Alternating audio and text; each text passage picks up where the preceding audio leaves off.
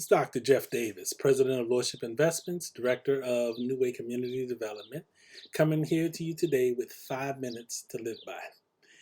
In this program, we're going to be looking at different areas such as Christianity, real estate, marriage, business, finance, sales, just to name a few.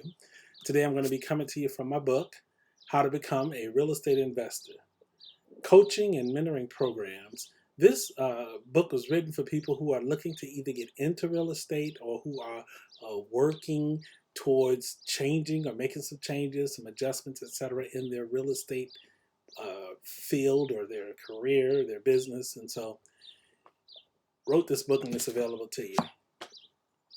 Today we're going to be talking about how to find motivated sellers. Now, this is a hot topic in the real estate industry, and let me tell you why. Because out of all the things that you will do if you're trying to build a wholesaling business, getting motivated sellers is the hardest part of the job. Everybody is looking for motivated sellers. So let's look at what a motivated seller is. This is a person who has to sell. They may not necessarily want to, sometimes they do, but they have to. Something has happened. They may have a house that has repairs that they can't fix. They may have a house where they've got a bad tenant and they're just tired of dealing with it. They may have a house where they're going through a divorce and they need to sell the property. Motivated sellers basically means that these are people who have to find someone to buy their property. It's not the same as when you are looking at non-motivated sellers, because there are people who honestly don't have to sell. And those are the people you do not want to spend a lot of time talking to.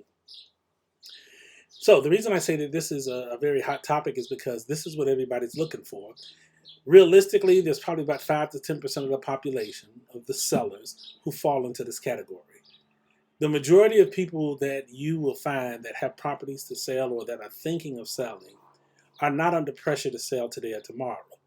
And they are usually looking for full price, irregardless of the condition of the house.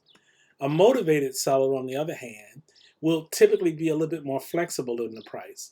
Now, granted, they may have a net figure that they have to come up with in order to make a deal work, but they are motivated.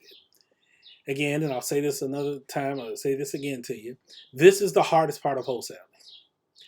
Cash buyers you can find because you can research and find out who bought properties for cash in any county.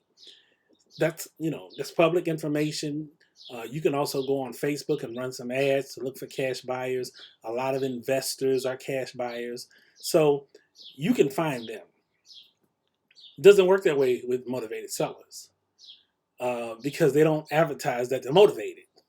So one of the ways, which is a really hard way if you haven't been in sales before, but one of the ways to find motivated sellers is through cold calling. It's to look. You have to look for properties that look like they're in some kind of disarray. If you're able to drive through neighborhoods and come across them, you can take down addresses and then try to see if you can get the phone numbers. But many times you can't. So you might decide, for example, to pick an area and just send postcards or letters to that area to see if you get any response. When it comes to looking for motivated sellers, you have to have a very direct approach to finding them because it is very, very, very, very, very difficult to find them otherwise. Some wholesalers think that just because a person wants to sell their property, that means they're motivated. And that's why you'll have some deals where you're just wasting your time. The seller not only is he not motivated, but they won't even negotiate. They're stuck on their price. I've reached out to people that told me, okay, yeah, I want to sell my building, but I want $1 million for it. Well, first of all, you're not in a neighborhood where anybody is buying property over there for $1 million. So why are you thinking that? And the truth is because they don't have to sell. So if you're going to look to build a wholesaling business, my suggestion to you is to look into ways to look for motivated sellers. You may have to spend some money to find them. Again, you may have to cold call, you may have to send out mailers, but you're going to have to prospect for them because the likelihood of them coming to you is slim and none. Now, some people also, they would try to use bandit signs, signs in the area that basically say they buy houses. Sometimes those will work, but you have to be careful with those because most cities and um, neighborhoods, they don't like those bandit signs. And in some places, you can even be fined. So you want to be careful with that. But just think about it and, look into it and research finding motivated sellers. It'll definitely help you. The book, How to Become a Real Estate Investor. You can get this book at www.nwcom.org. Again, that is www.nwcom.org. Or you can go to Amazon, pick it up there. I want to thank you for taking this time to be with us and to share just a little bit of your time here with us. Till next time, it's Dr. Jeff Davis wishing you a great day full of success and happiness.